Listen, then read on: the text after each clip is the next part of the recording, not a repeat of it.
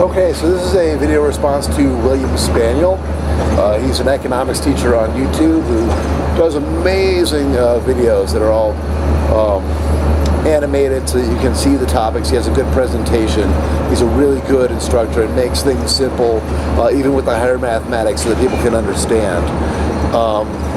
However, in this most recent couple of videos, I found that I feel like he's breezing over a topic that needs some more discussion, perhaps. And what he's talking about is called rational preferences. In economics, we kind of use a different term or definition of rationality than people would do in other contexts. And William Spaniel gives a very good explanation of that definition to where it's mathematical. The idea is that it's rational to seek out what you desire. That's kind of, if you were going to say it in English terms, but really what's going on is to do all our maths, we need a mathematical definition of what rational preferences are. And so it's things like completeness and transitivity.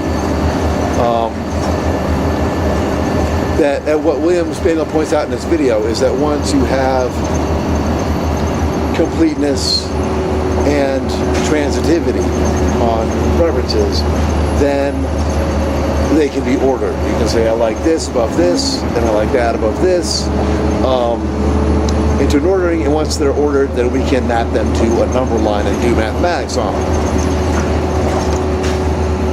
And when he's asked about whether people in the real world have transitive preferences, when he talks about that in this video, he kind of says, I hope so, and that if you say you have non-transitive preferences, then you sound kind of silly, because something like, I like cake better than ice cream, I like ice cream better than pickles, but I like pickles better than cake, and that sounds kind of silly. But I think there's been some good cases made recently for times when preferences are not transitive. And I want to discuss some of those today and the implications of those. Now, I think William Spaniel's trying to get on to, just wants to set up his definitions so that he can move on to the mathematics and talk about some interesting game theory stuff like Vickrey-Clark Grove and cooperative models and things like this. I'll talk about some of those today for sure, because I think the assumption of transitivity certainly affects some of those interesting game models. And so breezing over it too quickly might miss out on some new ideas there. Okay, so some ideas about non-transitive preferences include things like rock, paper, scissors is a good place to start. I'm kind of indifferent between rock and paper and scissors. If I was going to play a game of rock, paper, scissors, as you well know, William, that the best thing is to be unpredictable there. But if we can further break it down, such that, like, if I could only pick two of them, like let's say I can only pick paper or rock, well, then I would have a strong preference for paper.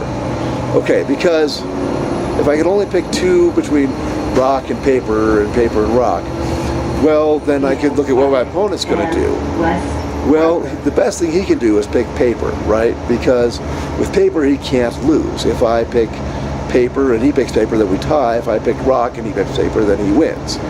So given that if I can only pick between rock and paper, then he would clearly pick paper, in which case I would want to pick paper too, in a kind of natural equilibrium kind of way. And so that's kind of the same proof as what I think you're going to get into next with Arrow's possibility theorem, because you're talking about, well, next we're going to show how societal preferences can be intransitive. And I think what we typically use to do that is Arrow's impossibility theorem, where, so I'm not going to get into that whole thing right now, but it's kind of that same idea. When we break it down into picking two, then we can, out of the three, then we have, between each of those choices, a distinct choice, and then there's between the three of them, it's kind of that non-transitive circle, right? So why can't we use these models, like game theoretical models that are about cooperation, right? And can't quite work it out when we want a cooperative society without the cheaters, and the way to do that is introduce a third player called the unpleasant punisher, in which case we can create a simplex, which is a one-dimensional plane in a three-dimensional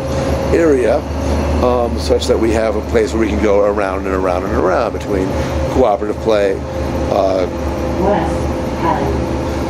cheating play, and punishing play, and can create a circle like the lizards do, the rock paper lizards.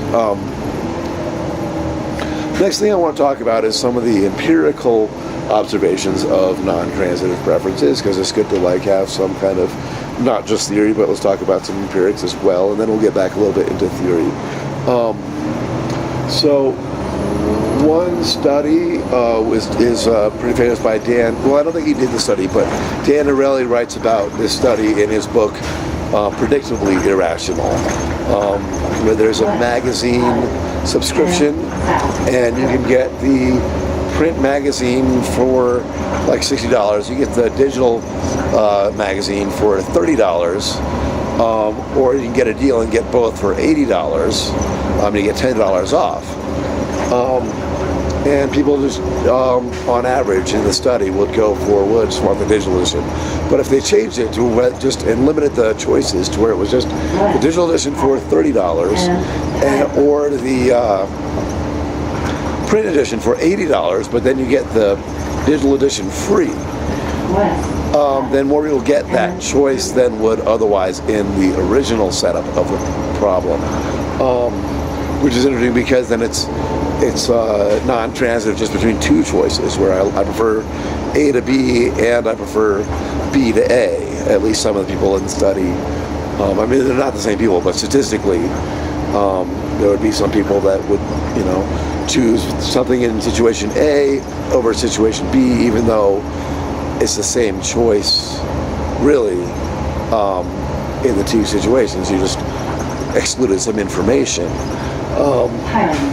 And Johnson. So that's interesting study. Another one was about non-transitive preferences. What they do in this study is to ask people just a whole lot of questions about vacation choices. And vacation choices, just asking you, would you like to go to Paris, or would you like to go to Spain, or would you like to prefer Portugal or Spain, or would you prefer Portugal or Italy, or would you prefer Italy or Paris? And they just keep asking these questions. I ask so many of them that eventually people will, you can find some non-transitivity in what they're saying. And you think, well, maybe they just made an error in these cases, but then if you go back and ask the people afterwards, well, why did you choose France over Spain, choose Spain over Italy, but Italy over France? And they'll have reasonable explanations as to why they chose that way, which is the interesting part. So, there's some empirics that, I'm not saying certainly that all preferences are irrational. Certainly we can find a lot of cases. In fact, in general, people have transitive preferences. It's just not a law, right? And economics shouldn't be about laws, in my opinion, right? So it shouldn't be yes or no answers. It should be about, well, how often do we have transitive preferences versus how often do we not have transitive preferences, and under what cases. That economics is not a dichotomous study. It's not about yes or no. It's about how much.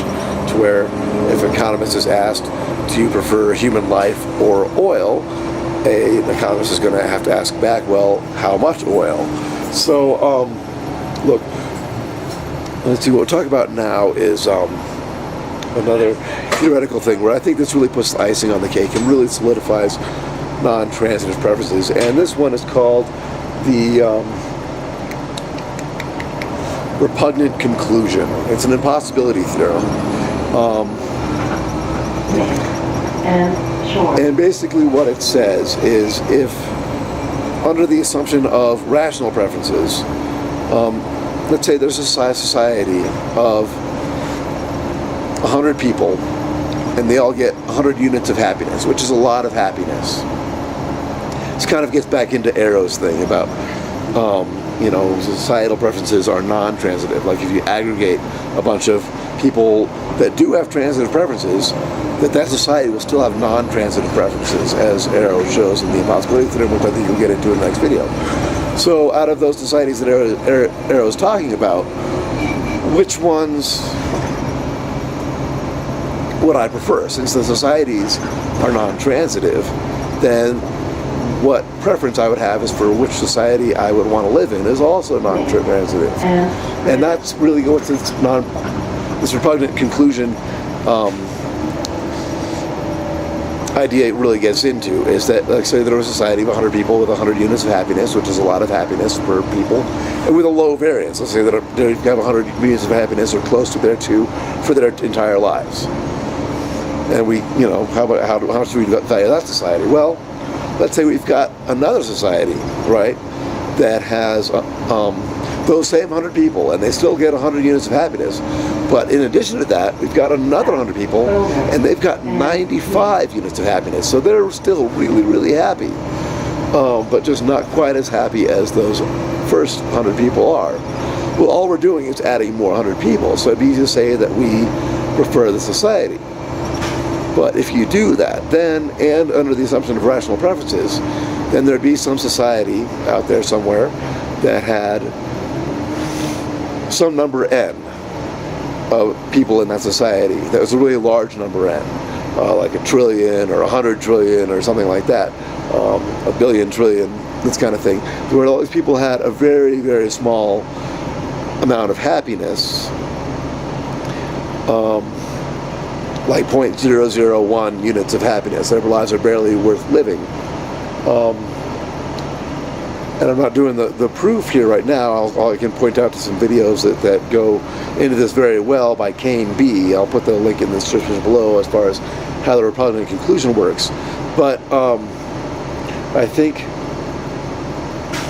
that it's not irrational to not prefer some society of 1 trillion people with very low happiness, just because I prefer a society with the 200 people with 100 units of happiness and 90 units of happiness.